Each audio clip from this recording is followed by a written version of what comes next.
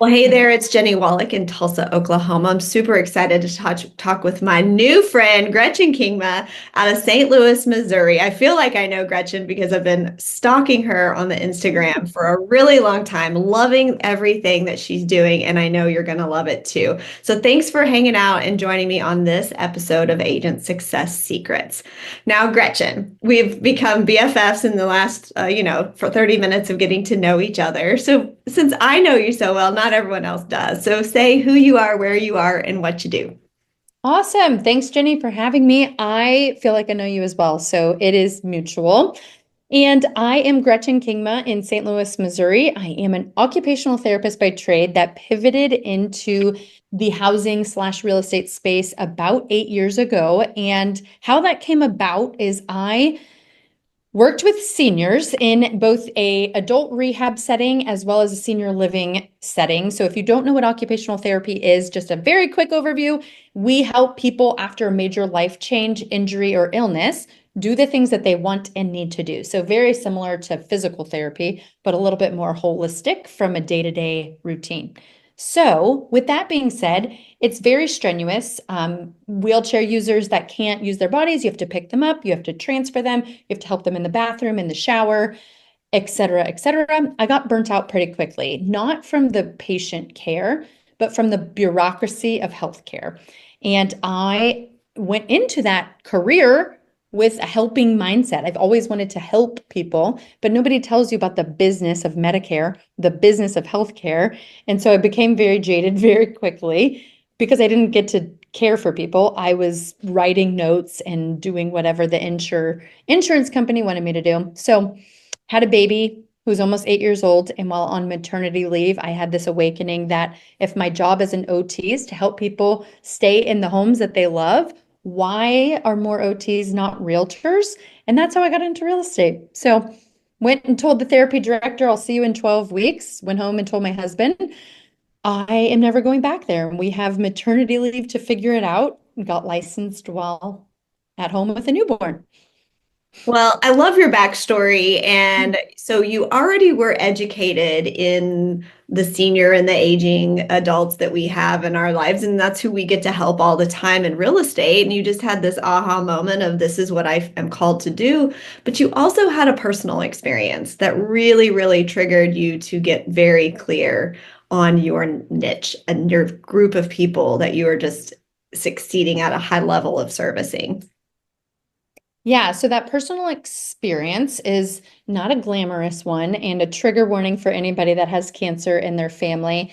But launching my business in 2018, like I said, I knew I wanted to help seniors, but I was kind of a secret agent. I wanted to help everyone. So in my marketing and my social media, I was doing first time home buyer seminars. I was doing senior living seminars. I was door knocking. I was doing all the things because I was a new agent and I needed the business.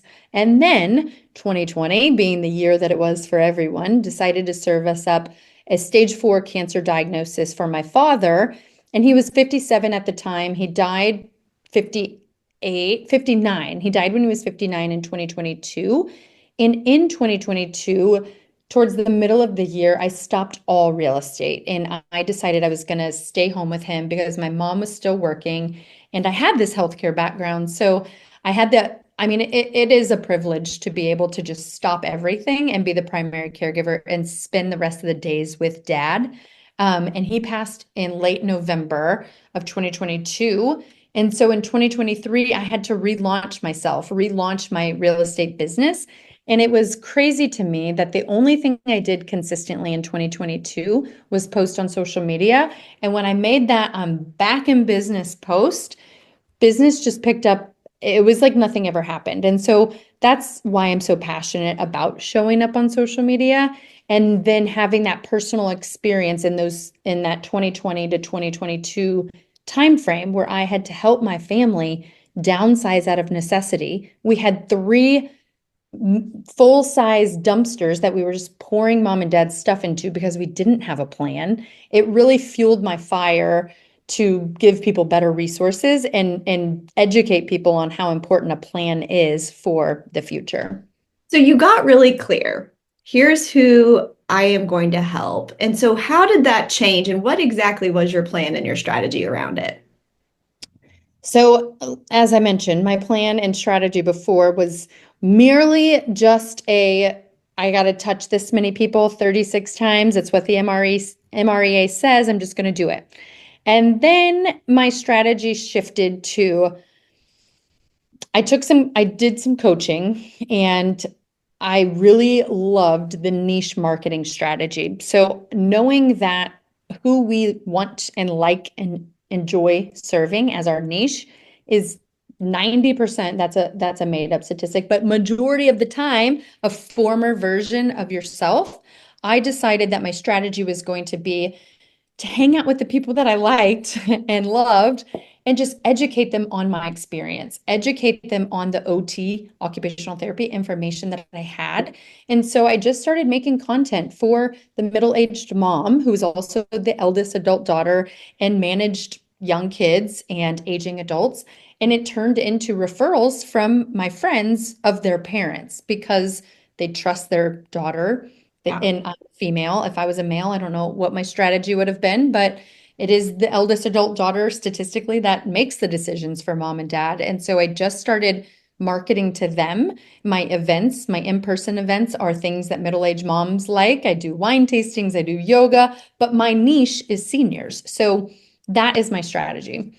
I think that I just realized something is, some people might go about this and go, well, I'm going to make content to help aging adults and seniors, downsizers, boomers. But you were really clear of, I'm helping the one that's going to help them. I want to Mhm. my messaging because some would maybe think, well, those people aren't on Instagram. How are they going to find Mhm. you?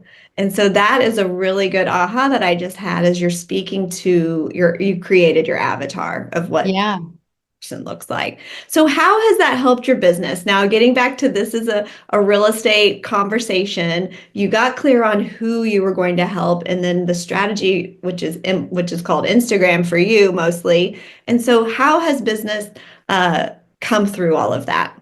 One thing that I haven't quantified and I should is that I do know of my listing appointments in the last 16 months, I'm 100%. And the reason is it's referrals from their loved one. So that's one tangible way that my business has changed is that it's more of the come list me's because my daughter told me I should work with this person, or my OT in the hospital who I trusted because they got me back home told me before I move, I need to talk to you. So the fact that I'm getting referrals from that caregiver type person has increased my conversion rate on listing appointments completely.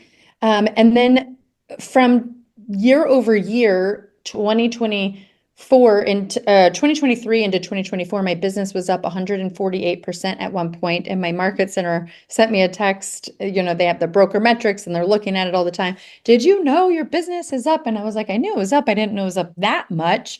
And I think it's just I don't I truly feel that being on social media every single day is more effective than what my call schedule was before. And I did make the calls. I did the DT2, whatever it's called. I did all the things, but my business took off once I showed up on social media daily. It's just the clarity of it, right? Of really Mhm. being clear about who your audience is. I love it. And I love following you because you are speaking to, well, me. So, but I want to go into the details now because a lot of us know that we should do video in our business. If you've been to any of the latest real estate conferences or taken a training class, we know we need to get on the video, be a real person, whatever platform you choose, but you got to do it. So give us some of your social media tips that everyone could implement almost immediately. So the number one is that nobody wants to hear it, but you have to just do it. I think Nike has the most brilliant brand ever Right. because we all get in our way. Like talking to you right now, I see that I need to go back to my orthodontist and I need to redo this because my teeth aren't perfectly straight and I know that this tooth is fake. And like those are the things we are telling ourselves. You didn't notice any of those Now things. I'm looking at your teeth. Yeah.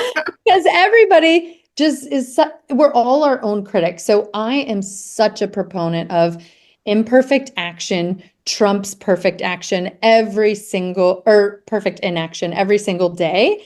And so I just do it and I have no shame and I use those insights. So if you are just starting out and you have no idea what to post, I would go to ChatGPT. I would tell them exactly who you are and who you want to serve. And I would say, I am a 34-year-old realtor that wants to serve the parents of my closest friends.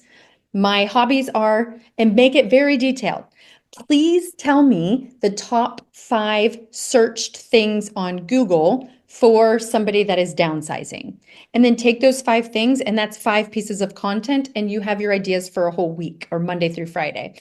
And so that's how I'm just always thinking about it. But when I was looking for inspiration, I would ask ChatGPT, what are people asking or what are people searching around X topic? And then you take those and you answer them in the form of a reel or a carousel post or a static image with a long caption that is educational. You don't have to be a rocket scientist to do this well. You just have to work the muscle and do it over and over and over again.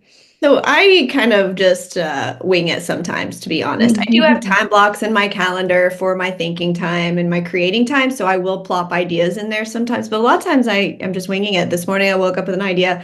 I already shot the video for it. I don't need to use it right away, but I just want to knock it out. So give me some specifics for our watchers who want to know, do you have a spreadsheet? Do you have a content calendar? How do you put all this into real action? Yeah, so the Notes app, I have all sorts of running documents, and then I have a folder. Throughout the week, I'll just dump, dump, dump. And the things that I dump, one, if I'm on a walk, I walk every day. That's like my therapy. It's cheaper than therapy. But if I see a house that has a 0 step entry, that goes with my brand because I'm all about no steps. So I'll just take a B-roll video, save it into a file that says B-roll for Instagram. And then I have all these B-roll videos. So on the day that I don't know, and just to go all the way back to basics, B-roll is just a simple panning video of something. Nobody is in it, or people can be in it, but I'm not speaking, I'm not doing anything fancy. So I have one folder for B-roll. When I'm out and I'm inspired, I'll take a video. If I'm showing a home that's beautiful, I'll pan the kitchen, something like that. I have a whole folder of B-roll. Next, I have my client-driven content. So if a client sends me oh my gosh, thank you so much, or happy closing day, thank you, you've been so great, any sort of compliment or question from a client, I'm taking an actual screenshot. I'm not just copying and pasting the words, but I'm taking a screenshot of those text bubbles because those are my testimonial post. I don't like when people make in Canva, and I see it all the time. We make it in Canva and it looks perfect. My hypothesis is that if you take a screenshot of Gretchen, it was amazing what you did for our family. Thank you so much. That you gain people's trust much quicker because they say, oh, somebody else thought that. I can think that too, or I can trust her too. So I have a whole folder for client-driven content, and then I just have the brain dump folder. And that's questions people ask me. Things in real estate news that I'm hearing, or hot topics, or things in the senior living space that I'm hearing. And then at the beginning of every month, I have a spreadsheet that just has the calendar for the month. And I am pulling other people's content that I love or that has performed well. I'm like, oh, wow, they have 1 million views. And then I'm dropping that in my calendar and pairing all those folders and then creating my own. I will say I mostly create on the day of organically. I don't use a scheduler or anything like that. And that I think that's just my personal preference. I don't think there's any science behind it.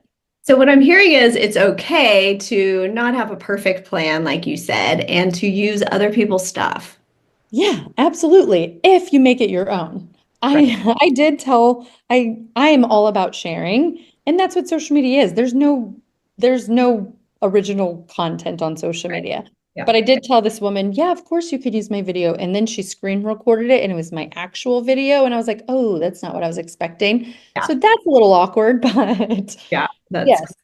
Well, something I want to bring up that might be something that is happening for our viewers is you mentioned that your husband isn't all into all the video all the time. Let's talk about that a sec.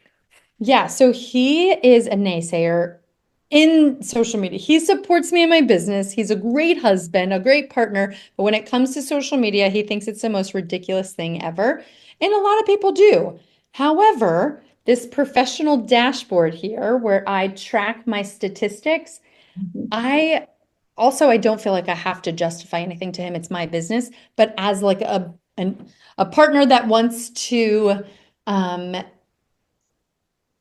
enter into his strengths and his personality. He's a finance guy, very analytical. He loves data. So if I can say, babe, I know I was on my phone when we were having our date night on the couch, watching whatever basketball game. However, I only have 5,900 followers, but in the last 30 days, I've had 245,000 views. Like that gives him, oh, Yeah. that's a lot of times that you've been in front of people. And I've had 2,800 interactions. That's people actually taking action on my content. Yeah. And I have 144 new followers. So I can tell him these these actual data points, and then he's supportive. Or that's another client driven content. I have gotten referrals from people who just say, I've been following you. I'm working with a buyer right now, has nothing to do with the senior niche. She's a first time home buyer and a nurse. I found you on Instagram. I've been following you for months and I'm finally ready to buy a house. You better believe I take a screenshot and send that to my husband and say, look, it's working. So I think if you are going to use social media as a lead gen avenue, you're not dismissed from knowing your numbers and tracking, but it doesn't have to be, it's not always the same as having a CRM open and typing in notes while you're on the phone. It just looks a little different, but you still have to keep keep your numbers in front of you. Yeah, you need to know that the actions and activities you're doing actually is producing a positive result. Otherwise, Right. what's the point? So, Gretchen, I want to talk real quick about you got really clear on with your background and your experience and your life events that helped you see who it was that you wanted to help. And so that's, the senior group, as well as then the clarity on how you're going to message them, which was the social media, specifically Instagram. So you also have some other roles. You're a mom Mhm. and a wife and a daughter. And so chat with me about how do you fit all of that in to a normal week? What does it look like for you? Yeah. So being aware of my weaknesses is a number one, and being mindful that it's awesome that my kids are seeing mommy work really hard. It's not awesome if this is all they ever see of mommy. And so my husband and I are very deliberate. We just bought one of those RO boxes, ARO. It gamifies the time you're off your screen by having a Bluetooth charging. You put it in a Bluetooth box and it tells you. So that's one thing. I set boundaries and I tell my clients, if you call me after 4 p.m. Central Standard Time, I'll get back to you after 9 a.m. the next day because I have to do all my catch up before I jump in. And I used to be in healthcare. I have answered to codes. I have held people's hands as they were passing away. We're not saving lives in real estate. We are changing lives, but nothing is like so super time sensitive. And that has had to have been learned when I would say before my dad died, I would take a call any time of day, any time of night. And that's just not sustainable. So that's the number one thing that I do in my week to week is have parameters. Um, I would also say make social media content about it. One of my posts last year that had more views, more shares, more engagement was when I announced my summer hours, and I was so scared to do so. I was like, "Oh my gosh, nobody, I'm going to miss this client. They're not going to work with me because they can only." Now I have a showing partner, so that would be a third thing is find leverage that you can afford. You don't have to pay a showing partner a salary, but you can share your commission and have more margin to do X, Y, and Z. You don't have to have a director of operations, but you can have Instacart and not spend time going to the grocery store. So think about leverage for not just like what we read of in the MREA, but how can it apply to your business to give you margin to do the things you love and want to do? And I would say that's how I have built my weekly schedule. And then my business coach, we're really working on calendaring. That's a huge weakness of mine. So taking time every Saturday morning with a cup of coffee, looking at what the last week was like and what the week coming up has to hold. Those are ways that I keep it all together. So you've had, say, I don't know, 8 years or so in business so far to kind of work through, and sometimes you weren't necessarily full on realtoring, but you've had years to kind of think about you and what success looks like to you. It feels like you have really narrowed in on that, which is awesome. But if you were speaking to your younger self, or maybe a younger in the business agent is watching and wanting to learn from you, they like how you're showing up and how you help so many families, what advice would you give them? Ooh. So if you're familiar with the Enneagram, I am an Enneagram 3. I'm sure most of us realtors are. But I would say like for what? Like for what? If I we talked about production. I want to do more this year, but for what? Like what is the end game? And I think losing my dad has really zeroed in on the for what. And so now I'm very clear that the reason my husband and I want to generate 100K a year in investments, I will not call it passive income because our rental properties are not passive, but it is so that we can have the money for private education because that's what's important to us and not have to worry about working a day if we don't want to provide that. So like have the end in mind. The for what is my biggest, like my first few years of business. I just wanted to do more because why? I don't know. Because it feels good, because it's a dopamine hit. That is not sustainable or healthy. I like the for what. Yeah, that's really good. Yeah. Um, any last words or tips that you have that I just didn't ask you about? Hmm. I would say open your ears to the senior conversation, even if you don't have a plan to go do lunch and learns at a senior living community.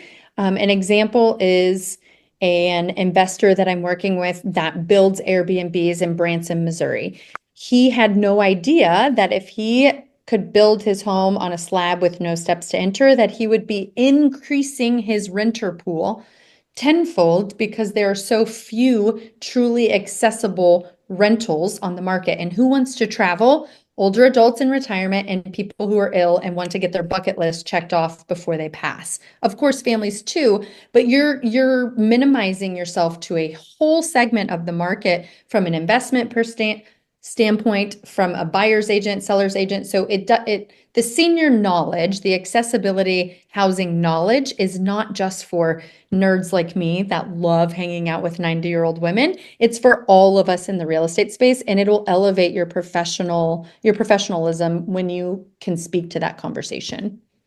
Such a great tip and so very true. We have Airbnbs and rental properties, and I get that question a lot. They'll message and say, "Are there steps?" And I'll say, unfortunately, there are, Mhm, right? And so, mhm, what a brilliant idea. So, us as realtors, just knowing the inventory on our active MLS, like, here's a mhm. great home that would be great for anyone, and just explain what that looks like.